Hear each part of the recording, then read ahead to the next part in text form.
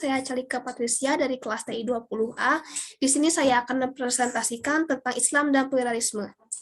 Yang pertama, ada pengertian pluralisme agama, yaitu dalam bahasa Arab al-ta'adudiyah al-diniyah, yang berarti agama itu sendiri adalah kondisi hidup bersama antar agama yang berbeda-beda dalam satu komunitas dengan tetap mempertahankan ciri-ciri spesifik dari ajaran masing-masing. Juga, apakah semua agama itu sama?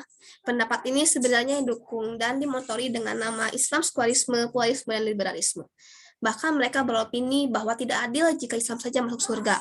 Agama yang seperti Kristen, Hindu, dan Buddha juga berhak untuk masuk surga.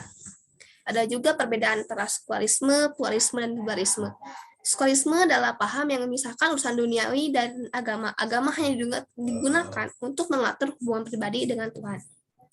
Sedangkan pluralisme adalah suatu paham yang mengajarkan semua agama adalah sama dan kebenaran agama adalah relatif. Dan liberalisme adalah memahami nas-nas agama seperti Al-Quran dan As-Sunnah, menggunakan akal pikiran yang bebas. Di sini juga ada tren pluralisme agama.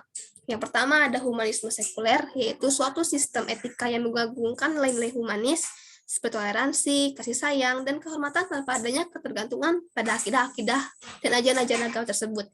Cirinya adalah seperti antroposentris, yakni menganggap manusia sebagai hakikat sentral, kosmos, atau menempatkannya di titik sentral. Yang kedua, di sini juga ada teologi global, yaitu pengaruh globalisasi yang dapat mengubah kehidupan manusia dan menyebabkan lunturnya dan lenyapnya jati diri dan nilai-nilai suatu kultur dan juga budaya. Yang ketiga ada sinkretisme.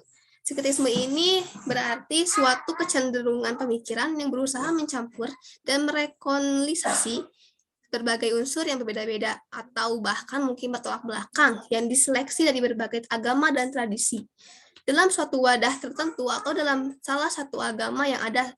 Contohnya berwujud suatu aliran baru. Gagasan ini diusung oleh Friedrich Heller dan Arnold Toynbee. Lalu bagaimana Islam memandang pluralisme?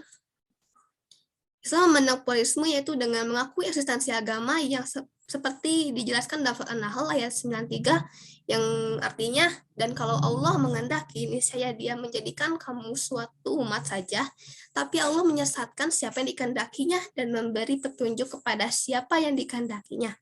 Dan sesungguhnya kamu akan ditanya tentang apa yang telah kamu kerjakan. Yang kedua, memberi hak untuk hidup berdampingan dan saling menghormati agama lain, menghindari kekerasan dan memelihara tempat ibadah agama lain, tidak memaksakan kehendak kepada pemeluk lain, juga mengakui tentang banyaknya jalan yang dapat ditempuh manusia untuk berlomba-lomba dalam kebaikan. Seperti dalam surat Al-Baqarah ayat 148, dan bagi tiap-tiap umat ada kiblatnya sendiri yang ia menghadap kepadanya, maka berlomba-lombalah dalam membuat kebaikan. Di mana kamu berada, pasti Allah akan mengumpulkan kamu sekalian pada hari kiamat. Sesungguhnya Allah Maha Kuasa atas segala sesuatu. Terima kasih, mungkin segitu saja yang telah saya presentasikan. Maaf jika ada kekurangan, mohon dimaklumi. Wassalamualaikum warahmatullahi wabarakatuh.